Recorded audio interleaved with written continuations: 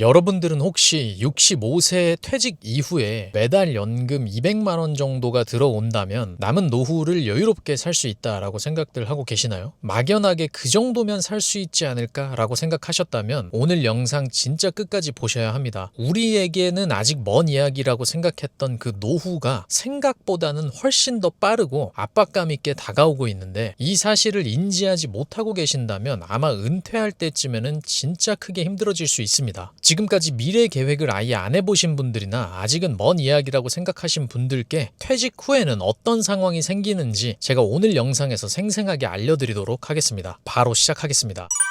여러분들은 지금 다들 어떻게 살고 계시나요? 아마 월급 받고 계신 분들도 있을 거고 자영업을 하시는 분들도 있을 거라고 생각합니다. 근데 지금 수입에 대해서 만족하시거나 또는 지금처럼 계속 살아간다면 10년 그리고 20년 뒤에 노후는 어떻게 될지 한 번이라도 생각해 보신 적은 있으신가요? 통계청에 따르면 2024년 기준으로 부부 적정 노후 생활비가 약 300에서 350만 원 수준이라고 합니다. 우리가 좀 전에 월 200만 원 정도면 소소하게 살 수 있지 않을까라고 생각을 했었는데, 실제로 그 금액은 150만 원 정도가 모자라는 금액인 거죠. 그리고 여기서 간과하고 있는 게 있는데, 연금으로 월 200만 원을 받는 것도 평균보다 훨씬 높은 수준입니다. 실제로는 2021년 기준으로 평균 연금이 60만 원 수준입니다. 그러니까 적정 생활비에는 한참 모자라는 거죠. 근데 문제는 이뿐만이 아니고 물가인데요. 지난 20년 동안 짜장면 값이 200% 이상 올랐고 전기료랑 가스비 같은 공공요금은 훨씬 더 무섭게 치솟고 있습니다. 20년 전에 200만 원은 지금 가치로 한 110만 원 정도 수준인데, 이 말은 즉 여러분이 퇴직한 다음에 20년을 더 살게 된다면 그때 손에 쥐는 200만 원은 현재 가치로 100만 원도 안 되는 돈이 된다라는 뜻과도 같겠죠. 그럼 여기서 더 소소하게 살아가면 되지 문제 없을 것 같은데 라고 생각하실 수도 있는데,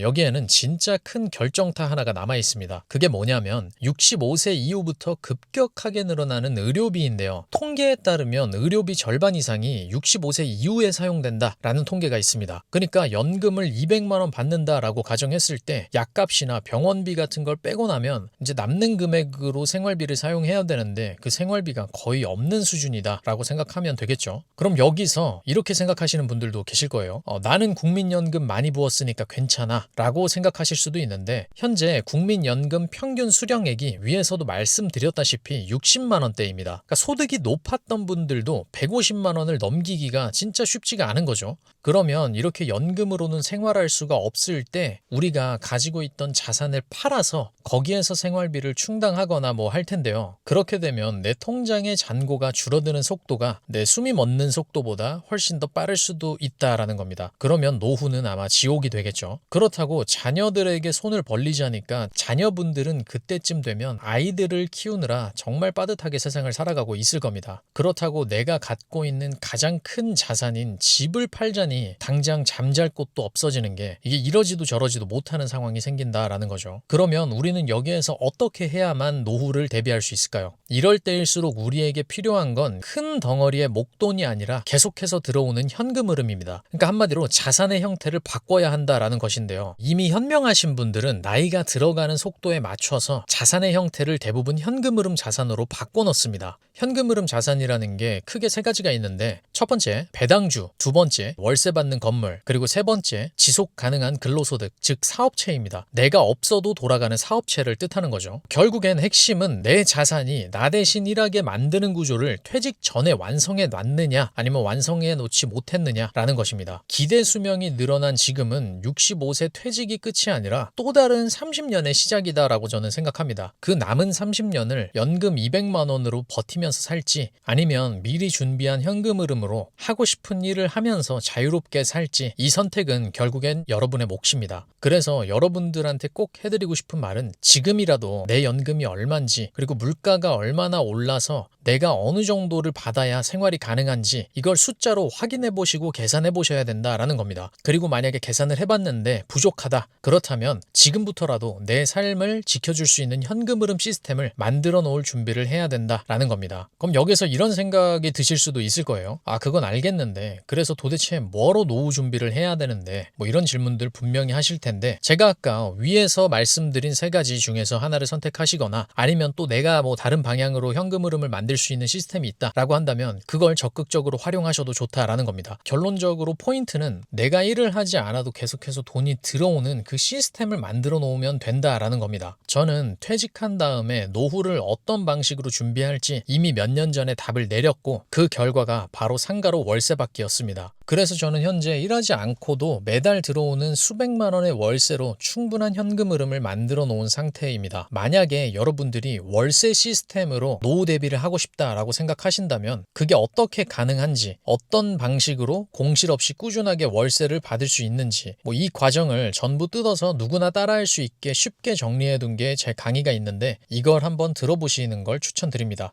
상가로 월세 받는다라고 하면 이제 두려운 게 많잖아요. 공실이 두려울 수도 있고 임차 관리를 어떻게 해야 하는지 뭐 이런 게 두려우실 수도 있는데, 저 같은 경우는 공실이 난 적이 단 한 번도 없고 임차인 관리나 뭐 건물 관리 이런 걸 해본 적도 단 한 번도 없습니다. 상가라는 부동산이기 때문에 가능한 거고, 아마 그거는 수업 내용 들으시면 여러분들이 충분히 이해하실 수 있을 거라고 생각합니다. 근데 여러분들 주의하셔야 될 게, 상가라는 부동산은 잘 모르고 접근하면 진짜 높은 확률로 실패할 수밖에 없는 시장입니다. 그래서 제가 여러분들한테 꼭 당부드리고 싶은 건, 제 강의가 아니어도 좋으니까 반드시 최소한의 기준은 알고 투자하셔라 라고 말씀드리고 싶습니다. 꼭 책 한 권이라도 읽어보고 시작하시길 부탁드립니다. 좀 더 빠르고 쉽게 상가로 월세를 세팅해서 노후 대비를 해보고 싶다라고 생각하신 분들은 제 상가 강의 링크 댓글에 남겨놓을 테니까 한번 확인해 보시면 좋을 것 같습니다. 오늘 영상이 여러분들의 노후를 다시 한번 생각해보는 작은 계기가 되었으면 좋겠습니다. 앞으로도 좋은 정보들 여러분들께 전달드리도록 하겠습니다. 감사합니다.